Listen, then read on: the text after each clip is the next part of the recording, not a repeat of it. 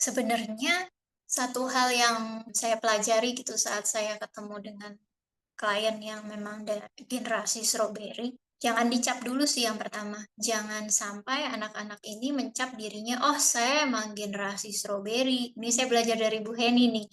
Pada saat, anak tersebut sudah melihat, "Oke, saya memang generasi strawberry," ya udah semua yang tadi ya dia tolerate, ya udah saya kan emang begini, saya emang A, saya emang B, saya emang C. Nah, jadinya agak sulit juga buat dia terus bangun. Jadinya gimana dong untuk bisa bertahan di dunia kerja? Dunia kerja kan cukup lama ya Bapak Ibu ya, bisa 30 tahun, mungkin 20 tahun, dan kadang-kadang kalau misalnya sambil kerja bisa buka usaha sendiri. Banyak banget sebenarnya jalan untuk bisa bertahan di sana. Salah satunya yang bisa kita lakukan adalah membangun benteng pertahanannya sendiri. Nah, yang tadi tadi kan dua dua yang terakhir itu adalah mental yang lemah dan hanya dua pilihan. Dengan kita membantu, dengan generasi strawberry ini bisa membangun benteng pertahanannya sendiri, jadi tidak mudah terganggu atau, "Ah, saya kesel ah sama ini, rekan kerja saya toksik, atasan saya toksik." Ya nggak mungkin juga sih, nggak ada yang toksik kan di kantor. Pasti akan ada aja. Namun dengan dia bisa membangun benteng pertahanannya sendiri, dia juga bisa bertahan menghadapi hal-hal yang nggak bisa dia kendalikan. Lalu yang berikutnya adalah fokus pada tujuan. Ini juga penting. Pada saat anak masuk ke dunia kerja, dia harus tahu alasan kenapa dia bekerja.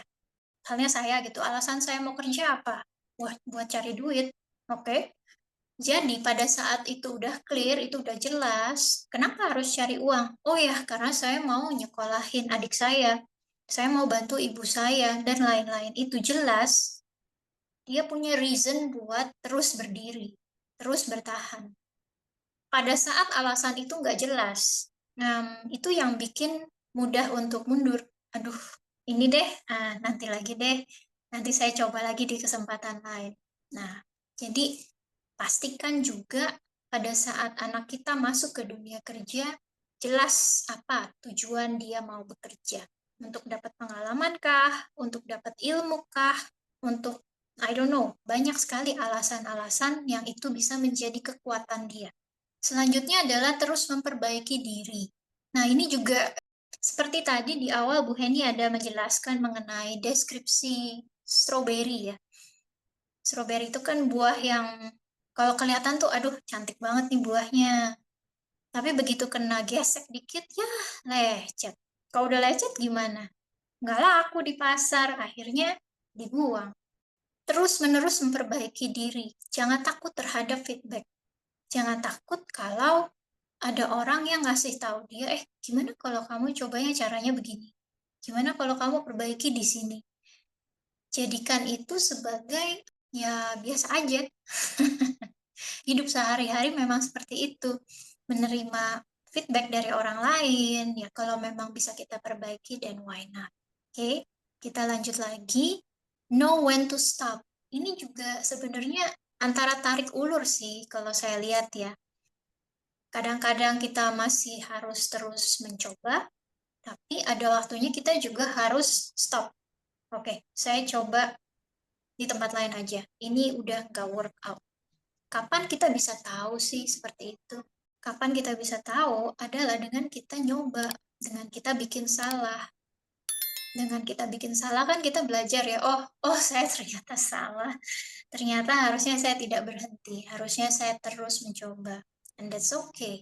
Nah, ini juga nih salah satu yang saya garis bawahi, it's okay buat bikin salah kepada klien yang generasi strawberry. Nggak apa-apa bikin salah, karena dengan bikin salah kita terus belajar.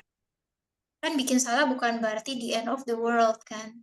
Coba untuk terus-menerus mengingatkan itu kepada anak-anak, terutama pada saat mereka akan lompat ke dunia kerja. Choose your boss, ini penting sekali. Karena saya perhatikan juga ya, banyak orang-orang yang pada saat mau masuk kerja, mereka research mengenai perusahaan, itu emang harus, itu homework. Tetapi yang perlu kita menurut pengalaman saya pribadi, pada saat kita ketemu interview dengan HR, kan pasti ketemu tuh HR dulu, lewat dari HR ketemu sama user. Interview dengan user, kita akan berasa nih, dapat nggak nih chemistry-nya? Orang ini oke nggak nih buat saya belajar dari dia? Kalau misalnya pada saat interview itu juga belum dapat, habis itu pulang research, lihat di LinkedIn, orang ini gimana sih? Orang ini apa sih gitu yang bisa saya pelajari dari dia? Why? Kalau misalnya kita loyal pada perusahaan, nah kalau kita sakit, kita keluar, gampang kok gantiinnya. Tetapi kalau kita bisa memilih bos kita siapa, kita bisa belajar apa dari dia, nah itu akan jadi nilai plus buat kita. Tetapi tidak ada bos yang perfect ya. Tetap aja akan ada bos-bos yang ngeselin. Dan itu bagian dari the package, bagian dari resiko. Bagaimana kita mengatasi resiko, oke, bos saya orangnya sangat result oriented, dia maunya kerjaan harus seperti ini, ABC, dengan idealisme seperti ini, tapi saya bisa belajar dari dia how I can communicate, berkomunikasi dengan orang dari berbagai lapisan. Nah, itu skill yang mahal untuk saat ini. Lalu misalnya, oh bos saya ternyata proses oriented, which is cukup jarang memang orang yang proses oriented. Tetapi bagaimana saya bisa add value nih dalam pekerjaan saya sendiri? Oh oke, saya bisa tambahin ini, saya bisa bikin itu, saya bisa manage waktu saya bisa tambahin yang lain-lain. Jadi interaksinya juga pada akhirnya lebih real karena kita bisa nyambung sekali dengan atasan. But again, choose your boss ini bukan berarti, oh kalau gitu saya harus milih bos saya selalu ya. Nggak juga sih, ini emang the luxury juga. Kadang-kadang bisa ya bisa, kalau lagi bisa. Kalau lagi nggak bisa ya apa mau dikata. Lalu yang terakhir, tadi saya udah sebutkan mungkin untuk beberapa masalah, generasi strawberry itu benar-benar hitam putih banget. Pilihannya ya kalau nggak sukses ya gagal. Kalau gagal ya udah selesai. Kalau anak-anak zaman sekarang ya. Sebenarnya masih banyak pilihan, tetapi yang sering saya temukan juga resiko di belakang pilihan tersebut atau konsekuensi yang harus mereka tanggung. Nah, mereka nggak kebayang itu ngadepinnya bagaimana. Makanya jadi pilihannya narrow, sempit. Oke, lalu kita lanjut lagi. Ini salah satu kuesioner mungkin ya, untuk kita bisa tahu. Karena di dunia kerja itu kan kalau zaman sekarang, basically perusahaan itu terbagi dua. Satu, konvensional, yang memang udah berdirinya lama, perusahaannya udah mapan, udah besar, udah jelas semuanya, dan perusahaan dengan jenis startup. Perusahaan startup itu benar-benar sangat dinamis, geraknya cepat. Bisa hari ini kerjaan saya ABC, besok DEF, dan selanjutnya bisa berputar. Agar kita nggak salah jalan, coba kita isi dulu nih, yang mana yang lebih cocok buat saya. Tentunya ada positif atau negatifnya. Pada saat saya bekerja di perusahaan yang konvensional, gajinya mungkin segitu-gitu aja, tapi low risk. Tapi kalau saya bekerja di perusahaan startup, gaji lebih besar. Cocok nih buat yang mau nabung. Tetapi risk-nya juga lebih besar. Terakhir ini kan saya dengar TikTok, Shopee, Gojek ya kalau nggak salah itu layoff-nya juga besar-besaran. Itu unpredictable banget karena biasanya berita kayak begitu tuh nggak, jarang banget bocor. Jadi kalau misalnya anak kita gitu mau kerja di startup, boleh, tapi harus nabung ya. Harus siap karena ya itu ya, kita hanya bisa mengendalikan apa yang bisa kita kendalikan.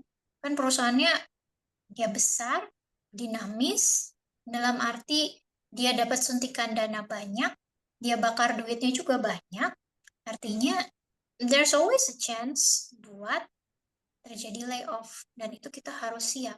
Karena sebenarnya perusahaan yang konvensional pun itu juga terjadi kok, hanya mungkin nggak sekencang yang disuarakan di startup. Seperti itu sih. Oke, saya lanjut lagi ya. Cara bertahan di dunia kerja. Yang terakhir ya, get help sih. Itu yang apa ya, the most prominent yang bisa saya sampaikan.